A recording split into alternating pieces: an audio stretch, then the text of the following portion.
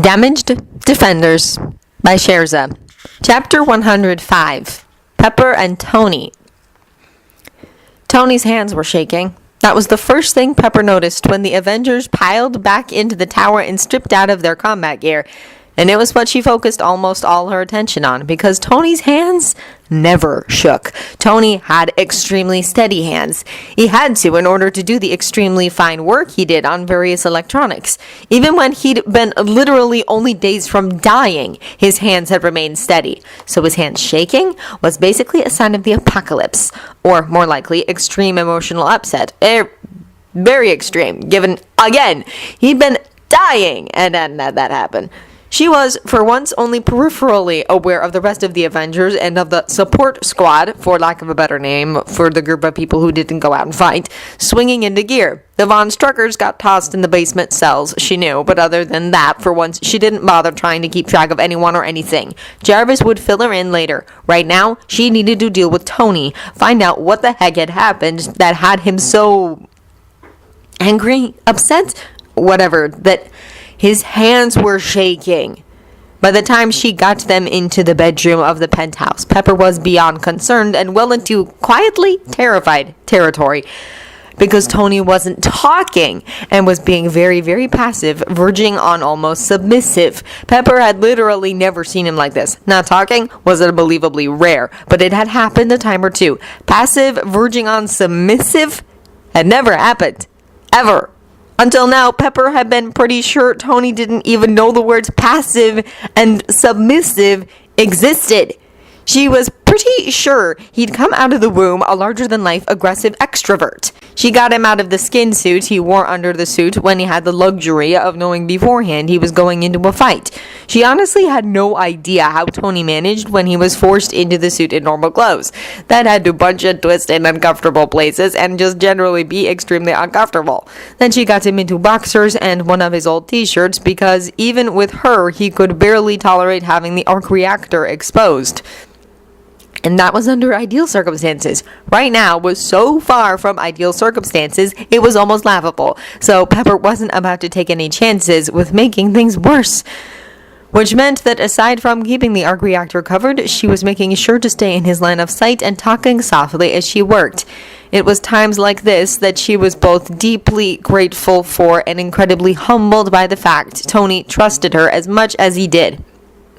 She got them both on the bed, and Tony squirmed down until he was resting his head on her stomach. Pepper smiled as she took the hint and started working her fingers through Tony's hair, paying no mind to the sweat and grime.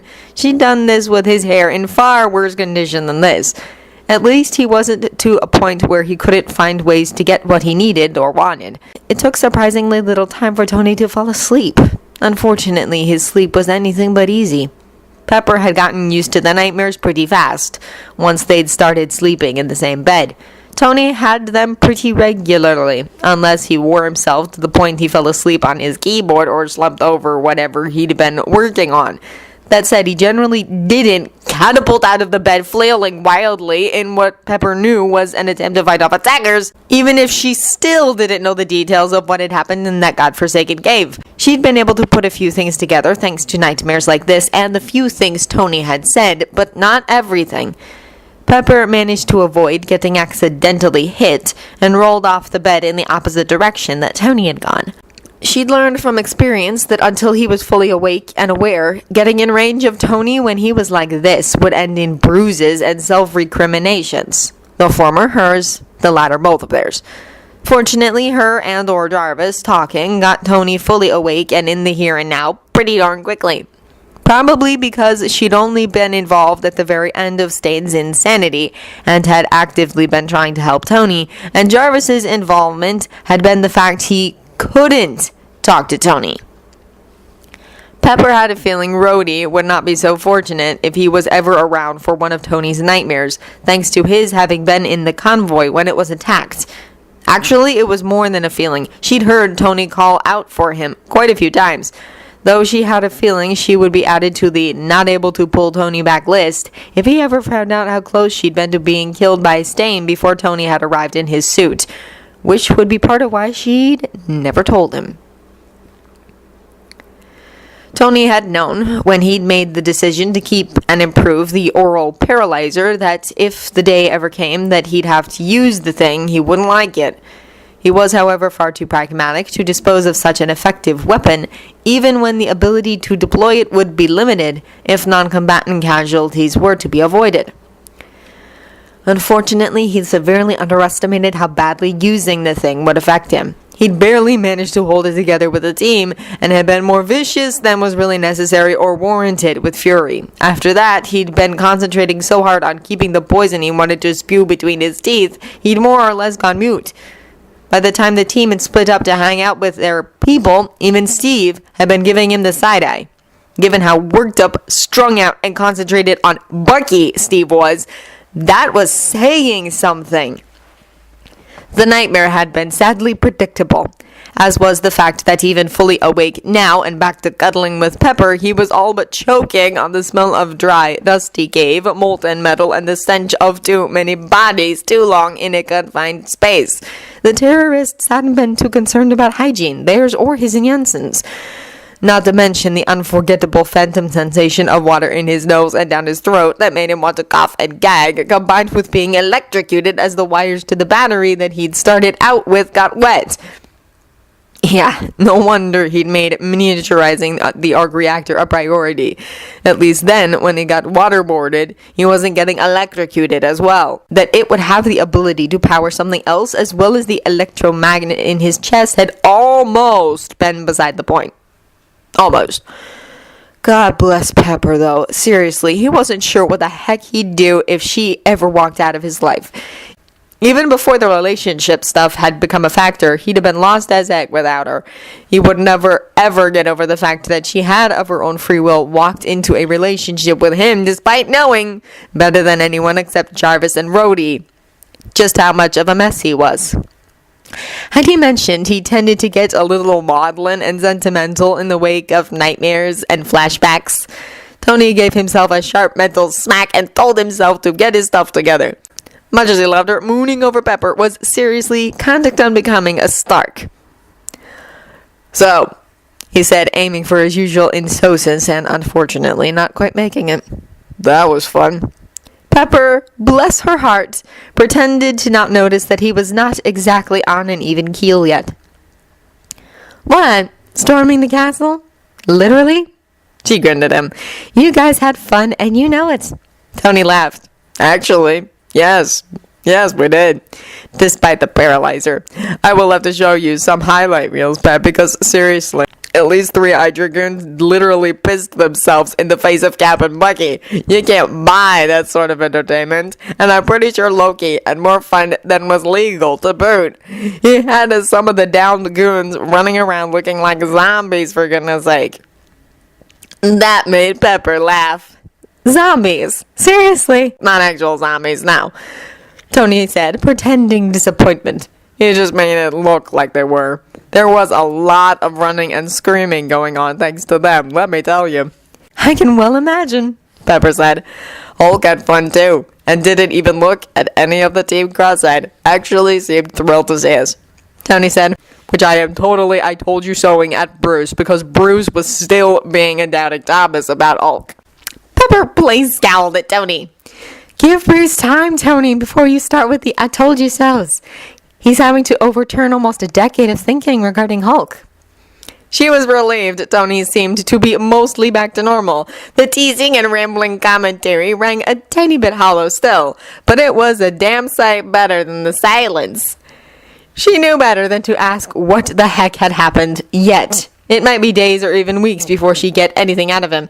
She briefly considered asking the other Avengers, but dismissed it. For one thing, they might not have even seen or heard what set Tony off. Not to mention that even if they had seen or heard it, they might not have realized it was setting Tony off, with him able to hide behind the Iron Man mask. For another thing, a Strucker is just a bad idea in general.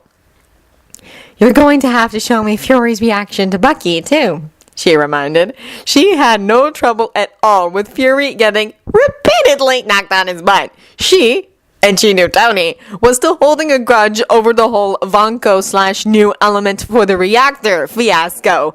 Pepper had been deeply tempted to find a way to sue Fury for every penny he had to his name, then go after S.H.I.E.L.D. itself, which in retrospect she kind of wished she'd done, because they might have found the paperwork regarding S.H.I.E.L.D. a year ago and avoided Fury's manipulative assholery as it had been aimed at Steve. She'd heard all about that snafu, at the very least. Granted, S.H.I.E.L.D. served a purpose, a vital one even, because there were times when it became necessary to act for the common good. Politics be damned. S.H.I.E.L.D. could, for instance, go in and rescue people from multiple nations who were in a hostage situation while their governments were still spouting rhetoric at each other. Or, as in the situation they were currently facing, S.H.I.E.L.D. could act to defend Earth while the various governments were deciding whether or not they were willing to work together, even in the face of mutual annihilation if they didn't get their acts together. That said, if his actions as regarded Tony were any indication, Pepper felt that Fury did as much harm as he did good. Maybe even more harm than good. Yes, sometimes you had to manipulate people to get them to do the right thing. She did it all the time at board meetings, for goodness sake. She couldn't exactly throw stones in that regard. Fury, though, manipulated at times and in ways that weren't necessary. Tony had been dying. If Fury had bothered to offer the help openly, no strings or manipulation attached, Tony would have accepted. And let's not speak of the way he first introduced himself to Tony. Pepper would never forgive him that. Worse, if he'd bothered to consult anyone, Pepper would have been able to tell Fury that trying to dominate and control Tony when he didn't know and trust you, as he did Pepper, in any way, shape, or form was only going to get him the worst parts of Tony. Fury had, after that stunt, been met with the wall that was Tony at his arrogant, irritating, and obstructive worst. There was maybe a reason she hadn't given Fury the boot 3 seconds after SI's ownership of S.H.I.E.L.D. had been confirmed. It was about time Fury knew what it felt like to dance at the end of someone else's leash. At that, she and Tony were being much nicer about it than Fury had been. A few operatives involved in semi-questionable endeavors had been pulled out by Jarvis, but that and dropping the bombshell that was Bucky with no warning were pretty much the limit of their paybacks for Fury's assholery. Tony grinned at her, the white-toothy shark's head grin he got whenever he got one up on an opponent. God, yes, that was fantastic. I did not know people could turn that color. Seriously, Jarvis, let it play, would you? I know you were recording via the suit. Of course, sir, Jarvis said, and there was a quiet relief in his voice at having something to do in the face of Tony's recent distress. Jarvis had evidently taken that directive as permission to show highlights of the fight as well. And it was indeed hilarious watching the goons freak out. Though she didn't exactly blame them for being scared, literally pissless, of Steve and Bucky. The looks on their faces had been virtually identical and utterly, completely, mercilessly murderous. Pepper hadn't been able to prevent a spike of fear, for goodness sake, and she was watching a video well after the fact, not to mention being in absolutely no danger from either man. She laughed until she cried, though, watching the aftermath of the stunts Loki had pulled. Tony did too, as he apparently only now caught on to the fact that the Hydra goons' bullets had somehow become paintballs. Good lord, but did they go to the Stormtrooper Academy? Pepper asked, indicating the Hydra goons' horrific aim. Not that I'm complaining, because it means they missed all of you by about a mile, but still, it's ridiculous. Tony had his head cocked at the video. I think maybe Loki did something there too. I don't remember their aim being that bad at the beginning, and it seemed to get progressively worse. At the time I chalked it up to Steve and Bucky and the zombies, but that doesn't explain all of it. You'll have to ask later, Pepper said. Or I will, since I'm more likely to remember. Tony pouted at her for that comment. It could be useful later, if he's able to do that on a wider scale, Pepper continued, ignoring Tony's expression. We'd have to be careful about collateral damage, Tony said. That wasn't a factor at all this time, as there was nothing to hit other than us or Hydra goons in gear. Good point, Pepper admitted. Still worth asking about.